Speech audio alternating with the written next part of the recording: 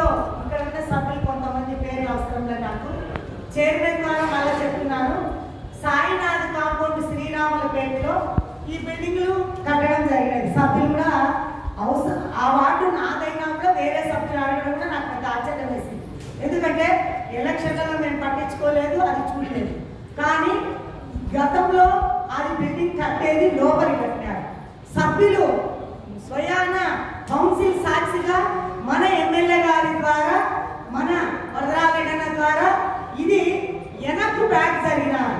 15 రోజులు ఆపినారు. ఈ కౌన్సిల్ అడిగినాక 15 రోజులు ఆపినారు. తర్వాత చూస్తే ఈ ఫోటో చూడండి, ఇంకా ముందుకు వచ్చి ఈ సన్సీడ్ ఉంది కదా, సన్సీడ్ ఫోటోలలో ఉండేది ఇంకా ముందుకు వచ్చి అడిగినారు. గౌరవ సభ్యులకు ఎమ్మెల్యే గారు ఏం చెప్పినారంటే, ప్రతిదీ నోట్ చేసుకొని ఇవైతే చూడండి అంటే 15 రోజులు ఆపినందుకు ఎమ్మెల్యే గారికి ధన్యవాదాలు తెలుపుకుంటూ, ఈ ఇప్పుడు స్టార్ట్ చేసింది నిన్న మొన్న నేను తిరుమలకు పోయినాను. వచ్చిన తర్వాత చూస్తే షెడ్ బ్యాక్ ముందుకుంది.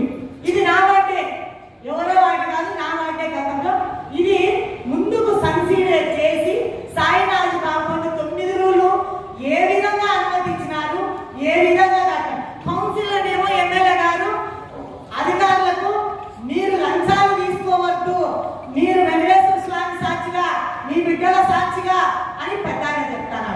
అధికారులు ఎవరు మాట్లాడుకుంటున్నారో ఏమో తెలియదు, కానీ ఈ సెట్ బ్యాక్ నుంచి పనులు చూడండి, మీరే చూడండి. ఈ కౌన్సిల్ పోయిన నెల మాట్లాడితే బ్యాక్ సైడ్ ఉంది, ఇప్పుడు సన్సీడ్ ముందుకు వచ్చింది.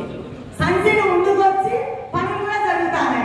అంటే ఇక్కడ గౌరవ సభ్యులు చైర్మన్ ద్వారా కాకుండా మీరు ఎవరు వేరే వాళ్ళ కౌన్సిలర్లో వాటి లేకుండా వేరే వాళ్ళు చెప్పినా కూడా పనులు అవుతాయి అనేది ఎమ్మెల్యే గారు గమనించాలి. మా చైర్మన్కి ఎంత మాత్రం విలువ లేదు. ఉద్యోగస్తులు ఎంత కావాలంటే వాళ్ళు పోయి చేసుకుంటున్నారు. ఇది నేను అడుగుతాను, ఎందుకంటే ఇప్పుడు సబ్జెక్టు వాళ్ళే ఎత్తున్నారు, వాళ్ళే చేస్తున్నారు. కాబట్టి నేను కూడా అడగాల్సింది గట్టిగా. నేను పోడియం దగ్గరైనా కూర్చుంటా. ఇప్పుడు ఇది రిమూవ్ ఎవరు చేయాలా? నాకు పెద్ద ఎమ్మెల్యే గారు మీ అధికారులకు ఆదేశాలు ఇచ్చినాక మినిట్స్ బుక్ లో ఏం రాస్తున్నారు? మీరు మినిట్స్ బుక్ లో రాసినాక ముందుకు వస్తారా సన్సీడ్? పొద్దుటలో ఏమంటున్నారని మున్సిపల్ కమిషనర్ డైరెక్ట్ మాట్లాడుకుంటున్నాను అనేది వింటున్నాం. ఏమనుకుంటున్నారు? మేము ఎమ్మెల్యే గారికి చెప్పినాం ఏమని, అయ్యా ఇట్లా జరుగుతుందని మీరెత్తుతే కానీ మా వాటిలో మాకేం జరిగేది తెలియదు. సరే పోనీ ఈ బ్యాక్ సైడ్ జరిగినారు. ఈ సన్సీడ్ ఏంటయ్యా? ఆయనేమో అధికారులకు లంచాలు తీసుకోవద్దని ఆయన పెద్ద దగ్గర మేము పనిచేస్తున్నాం. 2005లో రాజశేఖర రెడ్డి ముఖ్యమంత్రి కాదు నేను పనిచేస్తున్నా. ఆయన ఏంటో మాకు తెలుసు. ఆయన ఎవరికి డబ్బులు తినమని చెప్పరు. ఇప్పుడు ఎవరు మొదలు పెట్టించినారు చెప్పండి? ఎవరు ఫోన్ చేస్తే మీరు అధికారులు పోయినారు? మాకు వరదరాజన్న గురించి ఖచ్చితంగా తెలుసు, కానీ ఎవరు మొదలు పెట్టించినారు మాకు కావాలా? ఈ మాట చెప్పేంత వరకు నేను ఆయన పొడియం దగ్గర కింద కూర్చుంటా. నాకు ఎవరో జవాబు చెప్పండి.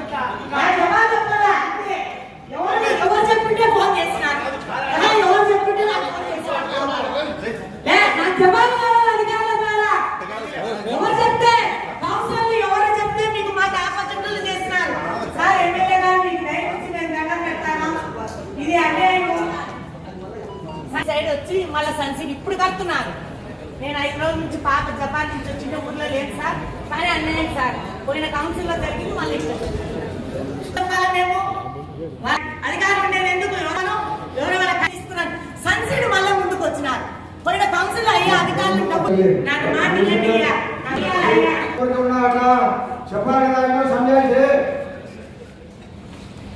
అంత గట్టిగా దానికి సమాధానం చెప్పి ఎవరు మాట్లాడారు?